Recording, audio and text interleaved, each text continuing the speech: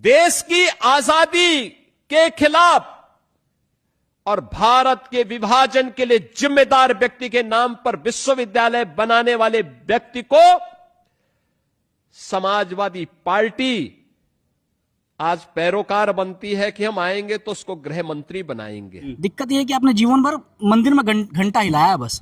आपने 2 किताबें नहीं पढ़ी, आपने आजादी का इतिहास नहीं पढ़ा। जब आप शिक्षित नहीं होंगे ना, बेशक आप मुख्यमंत्री बन के बैठ के देश में प्रदेश चलाने का काम करें, लेकिन आपको ज्ञान ही नहीं है, आपको इतिहास ही नहीं पता। और इसमें अगर एक मुस्लिम गृह मंत्री बन जाएगा, और वो मुस्लिम जो वेल एजुकेटेड हो, शिक्षा की बात करता है, शिक्षा क्रांति लाने की बात करता है, जौहर अली विश्वविद्यालय जैसे शिलान्यास करने का काम करता है, विद्यालय देने का काम करता है, शिक्षित समाज करने का काम करता है, तो हमें तो गृह मंत्री ऐसे ही चाहिए। नमस्कार, आप देखें लाइव टीवी इंडिया और मैं आपके साथ जुनैद अंसारी। शिवपाल यादव समाजवादी के बड़े नेता रामपुर जाते हैं, आजम खान के परिवार से मिलते हैं, जौहर यूनिवर्सिटी जाते हैं और वहाँ एक बड़ा बयान देते हैं। बयान ये देते हैं कि अगर अब समाजवादी की सरकार बनती है तो आजम खान गृह मंत्री होंगे। इसके बाद जो है उत्तर प्रदेश की सियासत में हलचल आ गई और मुख्यमंत्री साहब ये कह देते हैं कि समाजवादी पार्टी जो है दंगा कराने के लिए ही वो दंगा कराने वाली पार्टी है। और एक जो सबसे बड़ा बयान देते हैं योगी जी, मौलाना जौहर अली जिसके नाम से यूनिवर्सिटी है, उन्हें कहते हैं ये जो जौहर अली थे ये विभाजन के जिम्मेदार थे और आज़ादी के खिलाफ थे। इस बयान के बाद पूरे प्रदेश में चर्चा बढ़ गई है और हमारे साथ अंशु ठाकुर हैं, इनसे बातचीत करेंगे। अंशु भाई, पहले तो स्वागत है। बहुत बहुत धन्यवाद। सबसे पहला यही सवाल कि जौहर अली को योगी आदित्यनाथ मुख्यमंत्री जी कहते हैं कि आज़ादी के खिलाफ थे और देश के विभाजन के साथ थे, क्या कहेंगे आप? देखिए, गलती योगी आदित्यनाथ की नहीं है। जब आप शिक्षित नहीं होंगे ना, बेशक आप मुख्यमंत्री बन के बैठ के देश में प्रदेश चलाने का काम करें, लेकिन आपको ज्ञान ही नहीं है, आपको इतिहास ही नहीं पता। दिक्कत यह है कि आपने जीवन भर मंदिर में घंटा हिलाया बस। आपने 2 किताबें नहीं पढ़ी, आपने आजादी का इतिहास नहीं पढ़ा, और ये पूरा देश जान रहा है। बेशक आज आप दिल्ली में बैठे, उत्तर प्रदेश में बैठे हैं, लेकिन पूरा देश जान रहा है कि जो आज दिल्ली की गद्दी पे बैठे हैं, जो आज उत्तर प्रदेश की गद्दी पे बैठे हैं, जो विचारधारा के हिसाब से इनके पूर्वज हैं, वो अंग्रेजों के गुलाम रहे हैं, अंग्रेजों के मुखबर रहे हैं। भगत सिंह को फांसी किसने दिलवाई? चंद्रशेखर आजाद को किसने पकड़वाया अंग्रेजों से? 2 नेशन थ्योरी की बात देश में किसने करी? विभाजन की बात देश में किसने करी? सब जानते, सब आरएसएस के लोग थे, सब भाजपा के विचारधारा के लोग थे। जिस मोहम्मद अली जौहर की बात कर रहे हैं, इन्होंने उनका इतिहास ही नहीं पढ़ा। अरे वो तो वो व्यक्ति था जिसने खिलाफत आंदोलन चलाया, वो तो वो व्यक्ति था जिसने गांधी जी के साथ असहयोग आंदोलन में भाग लेने का काम किया। लेकिन अली साहब की बात बताऊं मैं, जब वो लंदन में थे, जब गोलमेज सम्मेलन हुआ, उनकी तबीयत खराब थी, तो उन्होंने अंग्रेजों से बोला कि मेरी आपसे दरखास्त है, या तो मुझे 2 गज जमीन दे दो, या तो मुझे अपने देश में 2 गज जमीन दे दो, या मेरा भारत आजाद कर दो, क्योंकि मैं गुलाम देश में दफन नहीं होना चाहता। ये अली साहब की बात थी।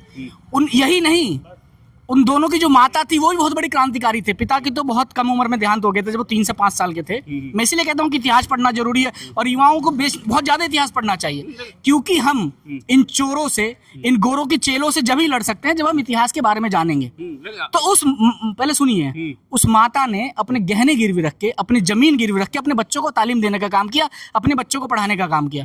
उन्होंने अंग्रेजों से लड़ाई लड़ी, और जब ये दोनों भाई जेल में थे, तब कानों में सुनते सुनते आए कि दोनों भाई माफी मांगेंगे तो अंग्रेज उन्हें छोड़ देंगे। तो उस माँ ने कहा, बूढ़ी माँ ने कहा कि मेरे हाथों में इतनी जान है कि अगर मेरे बेटे अंग्रेजों से माफी मांगेंगे तो मैं अपने दोनों बेटों का गला घोट दूंगी।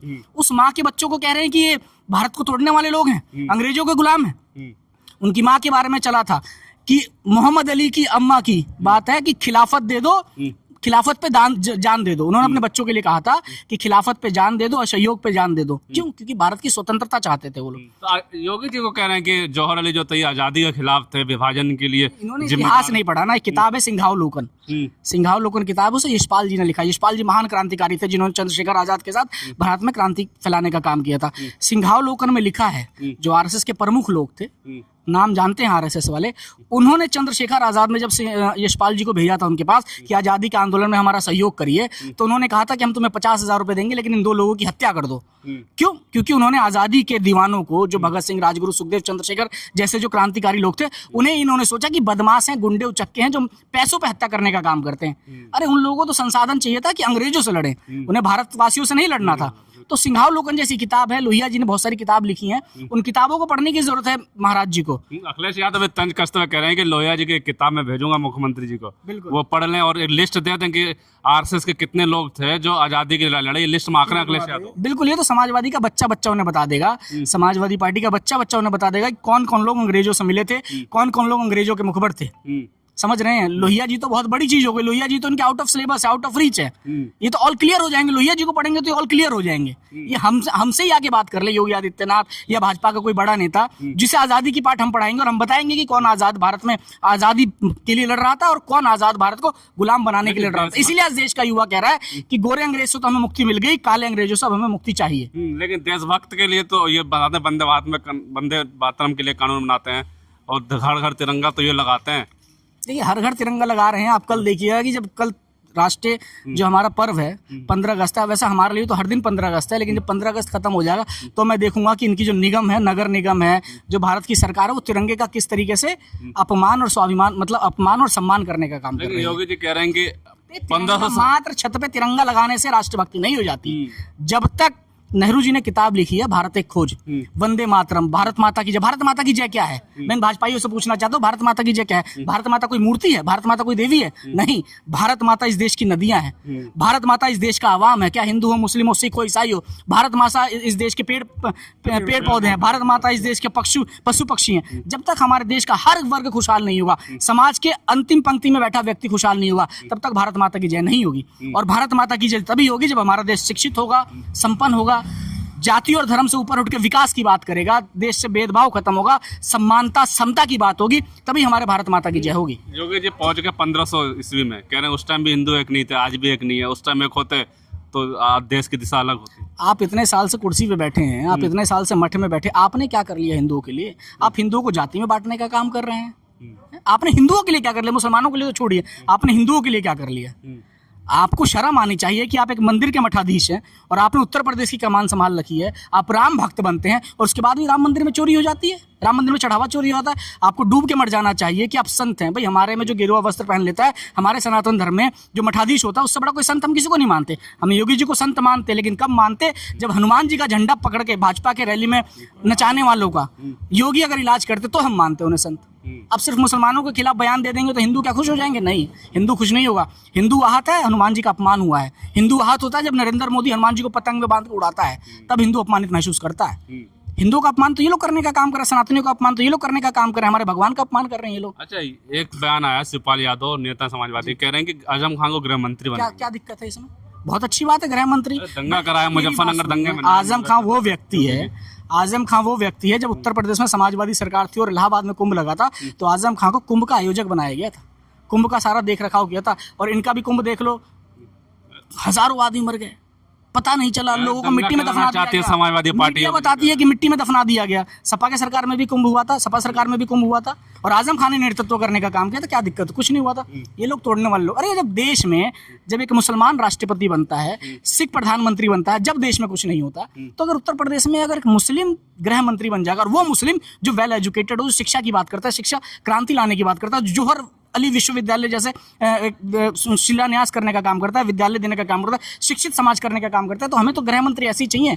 हमें गृह मंत्री और मुख्यमंत्री ऐसे नहीं चाहिए नरेश ये स्वामी प्रसाद ये केशव प्रसाद मौर्य की तरह, योगी आदित्यनाथ की तरह हमें मंत्री नहीं चाहिए, हमें आजम खान जैसे मंत्री चाहिए। लेकिन आजम खान का नाम आते ही योगी आदित्यनाथ ने मुजफ्फरनगर दंगे का नाम ले लिया और ये कह दिया कि मुख्यमंत्री जी को डर लग रहा है। अगर गृह मंत्री आजम खान साहब बन जाते हैं, सपा की सरकार में गृह मंत्री आजम खान साहब बन जाते हैं, तो शायद मठ भी छोटा पड़ जाएगा। धमकी है या धमकी नहीं है? धमकी नहीं है भाई, आज हमारी कल तुम्हारी आएगी, सबकी बारी बारी सबकी बारी। कहते हैं ना कि जलते घर को देखने वाले फूस का चप्पर आपका है, आग के पीछे तेज हवा है, अगला मुकद्दर आपका है, उसके कत्ल पे मैं भी चुप था, मेरा नंबर अब आया, मेरे कत्ल पे तू भी चुप है, अगला नंबर आपका है। तो नंबर तो सबका आता है, लगेगी आग तो आएंगे कई घर जद में, यहाँ पे सिर्फ मेरा मकान नहीं है। ऐसा तो नहीं शिवपाल यादव ने बीजेपी के लिए काम करके चला गया? बीजेपी के लिए काम करके नहीं, शिवपाल यादव ने बिल्कुल लोकतांत्रिक तरीके से बात की। सपा सरकार आई, आजम खान साहब का पार्टी में योगदान है, आजम खान साहब का पार्टी में संस्थापक रहे हैं पार्टी के, और हमारी सरकार हम जिसे चाहे उसे गृह मंत्री मुख्यमंत्री बनाए। आपके पेट में क्यों दर्द हो रहा है? आपकी तरह हम किसी दंगाई को मंत्री विधायक नहीं बनाएंगे, किसी रेपिस्ट को नहीं बनाएंगे, बिल्कुल ऐसे लोगों को नहीं बनाएंगे जो अपने मुकदमे खुद वापस ले लेंगे। लेकिन उन्होंने यूनिवर्सिटी वालों को भी धमकी दी है कि यूनिवर्सिटी में जो भी अधिकारी छोटे से बड़ा जो भी कार्रवाई करने के लिए धमकी दे रहा है, लेकिन उन्हें बख्शा नहीं जाएगा अगर सरकार आएगी तो। क्यों बख्शेंगे भाई, सबका इलाज होना चाहिए ना। मैंने क्या बोला, आज आपके हाथ में ताकत है, आप बाजार के बादशाह, आप कुछ भी कर लीजिए आप अपने हिसाब से, लेकिन बादशाह बदलता रहता है, दिन के बाद रात भी होती है। चलिए बिल्कुल, और भी